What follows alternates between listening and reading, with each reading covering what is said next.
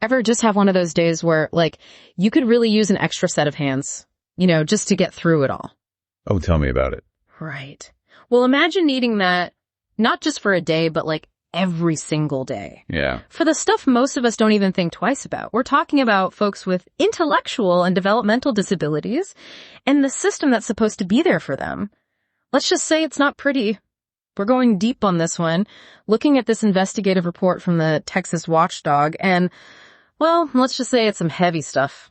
Yeah, it's one thing to hear about these things in the abstract, but this report really brings it home, doesn't it? It forces you to confront the reality of what's happening to some of those vulnerable people in our communities.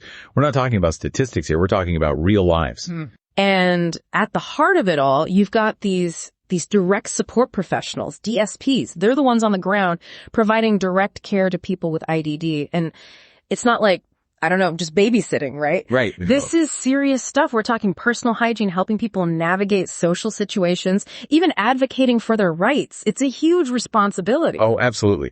The patience, the empathy, the resilience you'd need to do this job well, it's incredible. And what they're really doing is they're building bridges, right?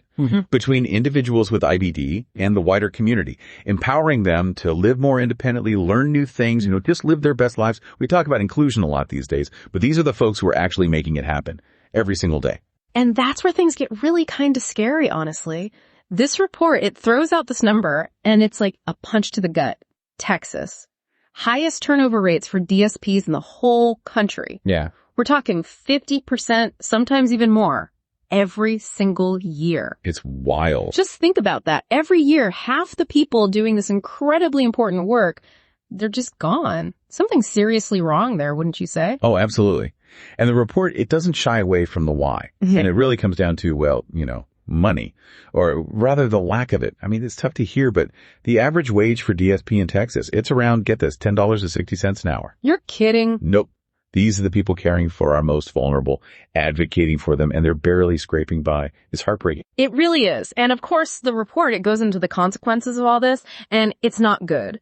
You've got DSPs working insane hours, 60, 80, even 100 hours a week sometimes, just to, pay the bills. That's not just a demanding job. That's a recipe for burnout, for mistakes. And ultimately, it affects the quality of care these folks are getting. Right. And it's a vicious cycle. You're overworked, undervalued, constantly short-staffed. Of course, the quality of care suffers. Mistakes happen. Things get missed. It's not right. No, it's not. And then it gets even worse. Like, this is where the report went from, depressing to just heartbreaking. In 2023 alone, ready for this, 179 homes for people with IDD just gone. Shut down. It was awful. 179. Imagine being uprooted from your home, your routine, all because the system is falling apart around you.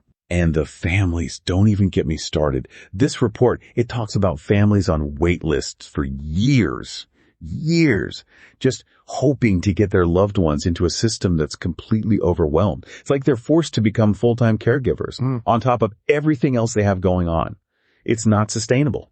It's huge, the impact of all this. You can't just isolate it. Increased hospitalizations, people ending up in emergency rooms because they're not getting their needs met. And that's not even thinking about the families, the healthcare system. Everyone's feeling this. Absolutely. It's this ripple effect. Yeah. You let the quality of care slip, everything else slips too. And it's not just, bandages and medicine. It's their emotional well-being too. These are people who need routine, consistency. You disrupt that, you can see anxiety, depression, all sorts of problems. So yeah, it's grim. No way around it. But the report, thankfully, it does offer some light at the end of the tunnel, Solutions. One of the big ones they talk about is raising the base wage for DSPs. $15 an hour. Seems kind of obvious when you say it out loud. Pay a living wage for essential work. Right. But you can't just stop there. That's a start, sure, but it's got to be bigger than that. We need a total system overhaul. Wait lists. Got to go. Medicaid reimbursements for providers need to be completely redone. And the families are the ones holding it all together right now. They need support resources, just breathing room. So, where do we go from here? Because it's a lot, easy to feel overwhelmed. What can I even do about this? But we can't just check out, right? Nope. Can't do that. The good news is There's things we can do. Contact your representatives, support the organizations doing the work, volunteer your time, your money, even just your voice. Everything matters. This was a tough one, no doubt about it. But sometimes you gotta, face the hard stuff to make a change. So we went deep on the IDD care crisis here in Texas, the human cost, honestly, the failures of the system. But we also talked about some hope, some possible ways forward. It all comes back to remembering that these aren't, numbers on a page. These are people's lives. And it's up to all of us to fight for a system that reflects that actually cares for the most vulnerable. And on that note, I'm going to leave you with this. What if, instead of treating IDD care like it's this, separate thing, we started thinking about it as a reflection of how we value everyone in society? Something to think about.